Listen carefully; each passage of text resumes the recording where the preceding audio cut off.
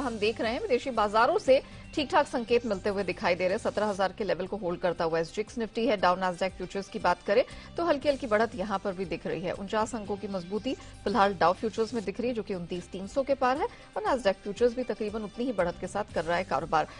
बाकी Asian markets पर नजर डालें, मिलीजुली से शुरुआत दिखी है। निके 30 अंक ऊपर है और बाकी मार्केट्स भी एक रेंज बाउंड ट्रेड ही दिखा रहे हैं।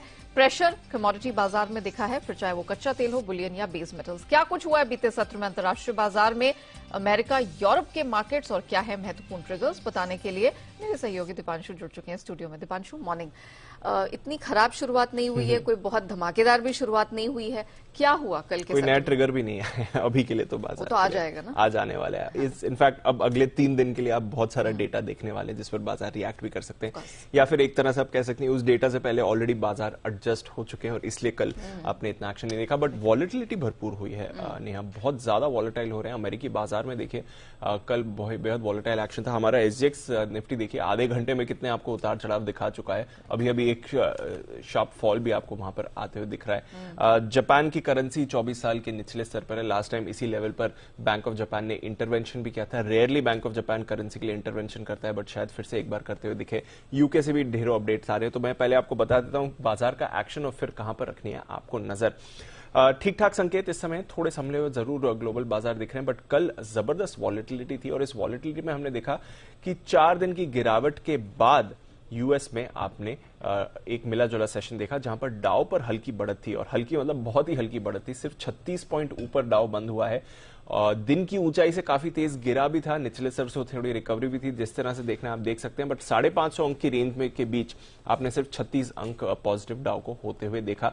बट वहीं एसएनपी और नास्डैक दोनों पर लगातार 5वें दिन कमजोरी आते हुए आपने देखी। इनफैक्ट नास्डैक तो एक बार फिर से 1% की गिरावट दिखा रहा है। आईटी शेयर्स में बिकवाली हावी है। कल माइक्रोसॉफ्ट और मेटा का दिन था। दोनों स्टॉक्स 52 हफ्ते के निचले स्तर पर आपको ट्रेड करते हुए दिख रहे हैं।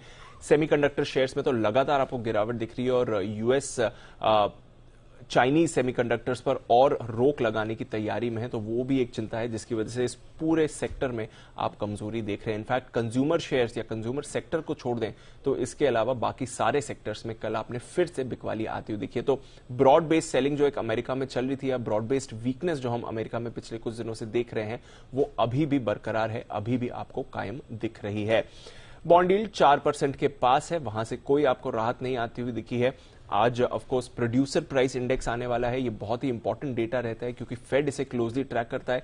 पिछले महीने नेगेटिव 0.1% था, उसके हिसाब से इस महीने 0.2% की बढ़त का अनुमान है।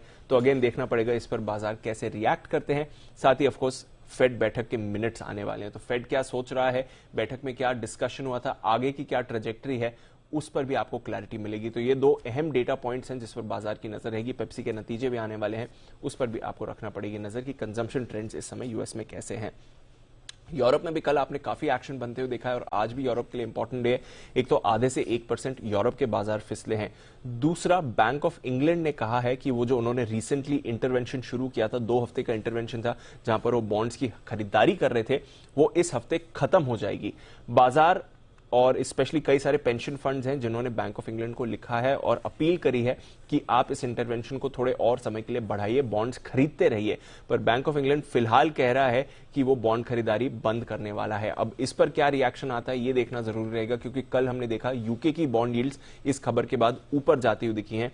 यूएस में भी इसका हल्का हल्का एक्शन आया, तो क्या वापस यहां से वॉलेटिलिटी आ सकती है जो हमने 2 हफ्ते 10 दिन पहले देखी थी, वो काफी इंपॉर्टेंट रहेगा। तो ये एक और फैक्टर है जिस पर बाजार की नजर रहेगी। एंड ऑफ कोर्स कमोडिटी बाजार एक तरह से आप कह सकती हैं कि राहत ही है, क्योंकि लगातार तीसरे दिन कमोडिटी बाजार में आप गिरावट देख रहे हैं। इनफैक्ट तेल लगातार दूसरे दिन गिरा है और रीसेंट ऊंचाई से करीब $5 तेल फिसलते हुए दिख रहा है। $98 से अब 93 पर आपको ब्रेंट आ गया है, तो वहां से हल्की राहत है। डॉलर की मजबूती का ऑफकोर्स असर आ रहा है।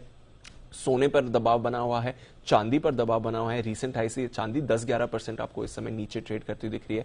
बेस मेटल्स और एग्री पर भी दबाव बना हुआ है, तो थोड़ा कमोडिटी की राहत है, पर डॉलर इंडेक्स अभी भी एलिवेटेड है। बॉन्ड यील्ड्स ऊपर जा रही हैं। यूके का सेंट्रल बैंक क्या करता है उस पर नजर रहेगी। यूके का आज जीडीपी डेटा भी आने वाला है, उस पर भी नजर रहेगी। एंड ऑफ कोर्स फेड के मिनट्स और प्रोड्यूसर प्राइस इंडेक्स, तो बहुत सारा इंपॉर्टेंट डेटा है जिस पर हमारी नजर बनी हुई है। चलिए, तो जबरदस्त एक्शन आप कह सकते हैं रिमाइंडर ऑफ द वीक में देखने को मिलेगा, और हमारे बाजार ऑफ कोर्स बॉस वहां से क्यूज लेते नजर आएंगे। शुक्रिया दीप पूरी डिटेल रखने के लिए।